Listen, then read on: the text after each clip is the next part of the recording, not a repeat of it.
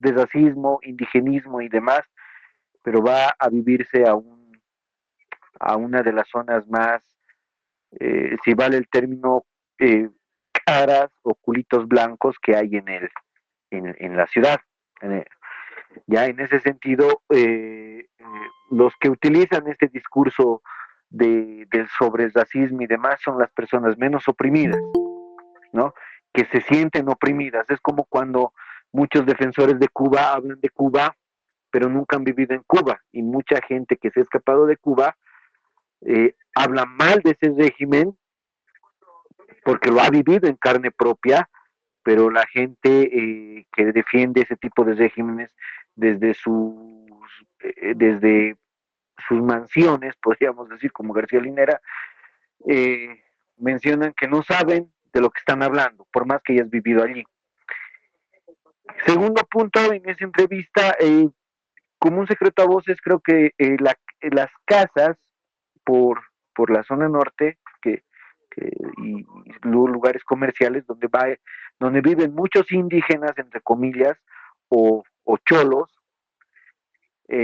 son lugares donde las casas son más caras incluso que en la misma zona sur, porque son viviendas muy comerciales.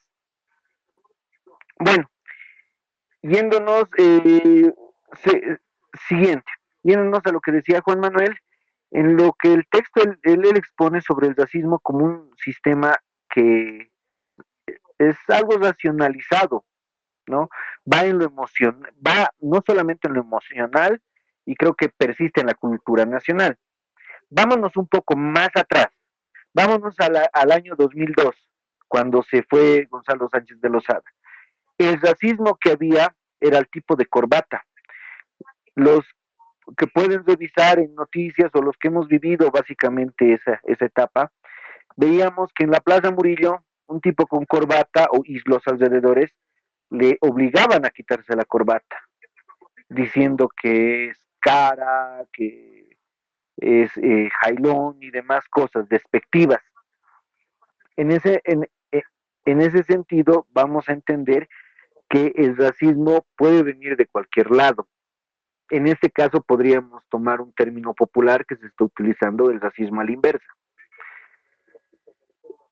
Bueno, en todos los estamentos de la sociedad vamos a tener racismo dependiendo del sector donde seamos. Si antes éramos los oprimidos, ahora queremos ser los opresores y viceversa. Y para concluir esta mi primera intervención, quería preguntarle a Juan Manuel, de los autores que mencionaste, dijiste que no hay ninguno que da una solución, pero tú, en ese sentido, ¿cómo se podría desmontar el racismo sin caer en ese vacío de reproducir ideologías o lógicas que no sirven en nuestra realidad? O sea, replanteo la pregunta, ¿cómo se podría desmontar el racismo de manera sistemática sin caer en discursos ideológicos que sean estos vacíos?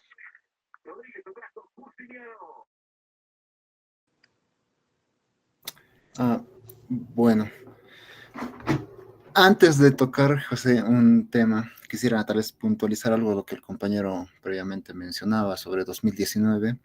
Ambos autores, Fernando Molina y Macusaya, toman este ejemplo de 2019. Ambos lo analizan y entienden que hay una crítica, curiosamente, al gobierno indígena. Va a ser un contradictorio y quisiera tal vez traerlo a la discusión.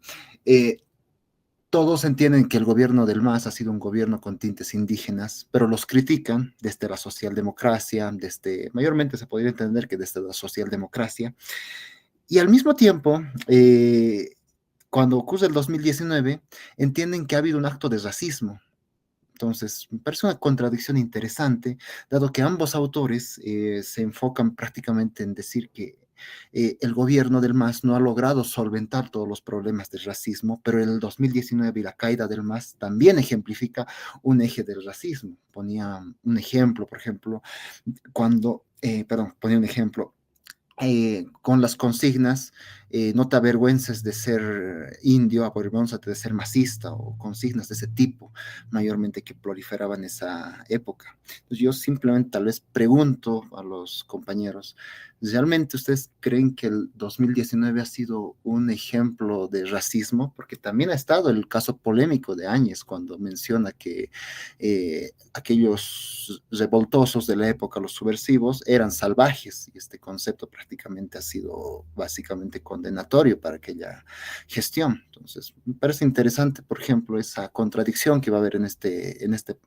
Y respondiendo un poco a tu pregunta, me decías, ¿puedes desmontar el racismo sin irte tal vez desde lo ideológico, sin irte a lo extremo? Yo mayormente podría entender que el racismo entiende como una estructura de no solo por la parte del que odia, sino también por el individuo que se siente inferior. Y en aquí creo que muchos de nosotros no nos hemos dado cuenta que nosotros mismos generamos esa actitud del racismo al tener esa inferioridad propia que hay entre nosotros, esa inferioridad que nos sentimos que no estamos a la par, que tenemos que tener un traje, una corbata y para caerle bien al otro. Nosotros mismos ponemos esa traba. Yo entiendo que el racismo también implica y toca a nosotros mismos, que nos estamos ya entendiendo de que hay una cultura que favorece a aquel blanco caucásico, alto, rubio, etcétera, pero también nos hace esa inferioridad y no lo vemos. Y al fin y al cabo somos individuos, ¿no? Creo que el racismo también un poco parte de nosotros o de aquellos que se sienten oprimidos y que esa opresión también viene de su propio ser. Entonces, me imagino que es un punto también a trabajar de esta carencia de identidad y con eso sería mi respuesta. Gerardo, adelante.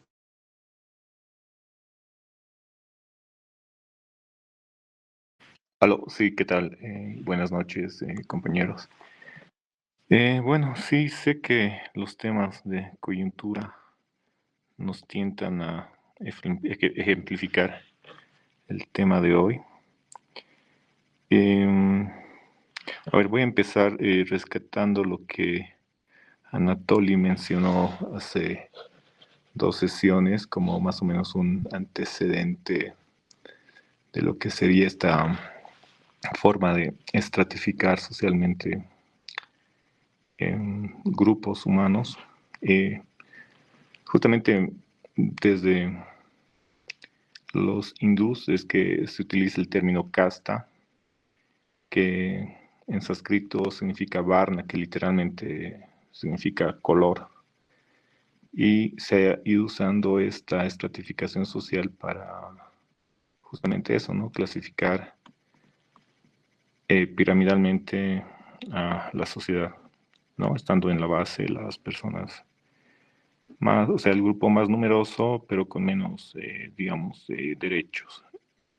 Y en la pirámide, en la cúspide, los grupos o las élites, ¿no? Que llamaríamos ahora élites.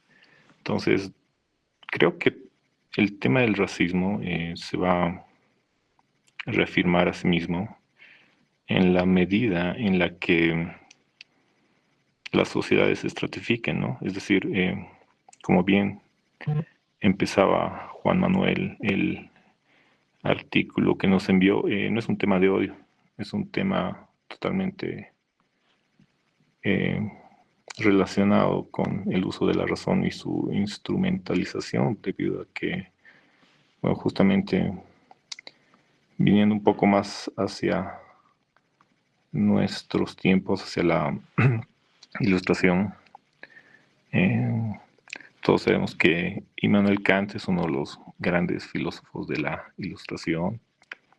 Todos en algún momento de la carrera hemos visto alguno de sus libros.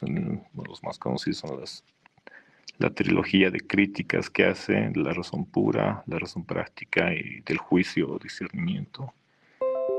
Conocemos, digamos, sus otros libros como La fundamentación metafísica o Qué es la ilustración o La paz perpetua.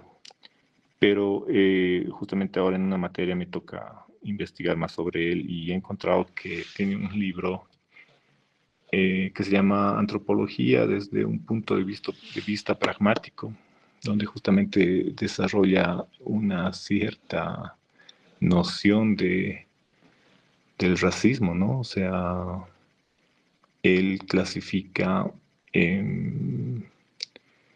categorías raciales que incluyen a los europeos blancos, los africanos negros y los nativos americanos rojos, ¿no? Entonces, bueno, ahí ya nos da una gran idea desde dónde viene todo el tema del racismo y que está fundamentado en cierto eurocentrismo, ¿no? O sea, ya desde la Ilustración es que se empiezan a utilizar estas categorías para instrumentalizarlas en favor de, en este caso, Kant fundamenta básicamente el esclavismo con esto, ¿no? Porque él dice que justamente los nativos americanos, su capacidad cognitiva era muy reducida en comparación con los europeos. Y Kant igual se oponía al mestizaje, creyendo que los blancos serían degradados y que la fusión de razas era indeseable, ¿no?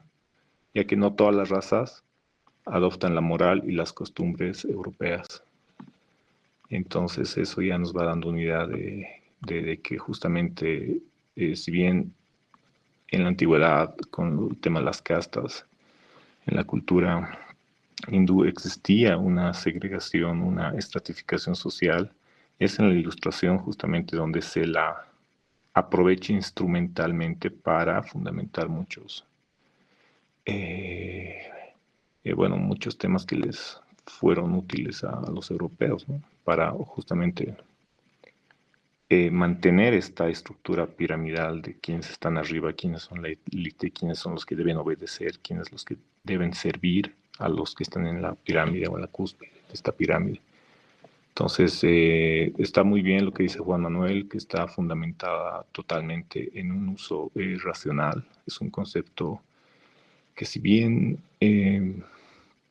es una creencia, ¿no? Es un ismo, el racismo es un ismo, es una ideología que se fundamenta en una creencia de que efectivamente hay grupos étnicos superiores a otros. Así que estoy totalmente de acuerdo con el punto que ha expuesto Juan Manuel, y bueno, he tratado de expandir un poco para ver de dónde viene este tema que hasta ahora no se lo ha podido solucionar, y justamente vuelvo al punto inicial en el que mientras hay esta jerarquización, justamente todas las sociedades están jerarquizadas de alguna forma.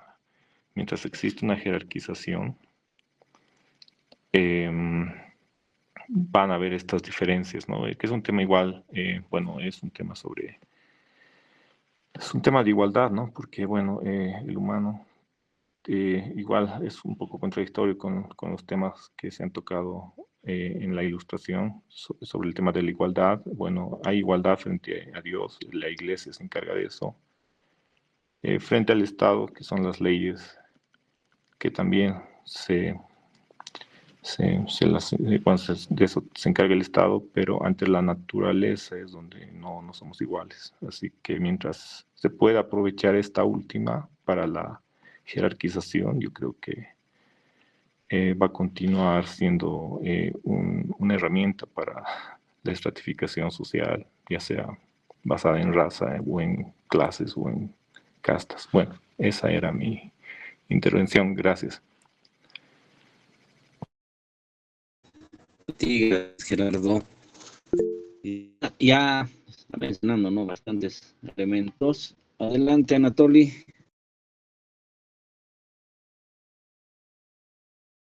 Anatoly, adelante. Tu micrófono.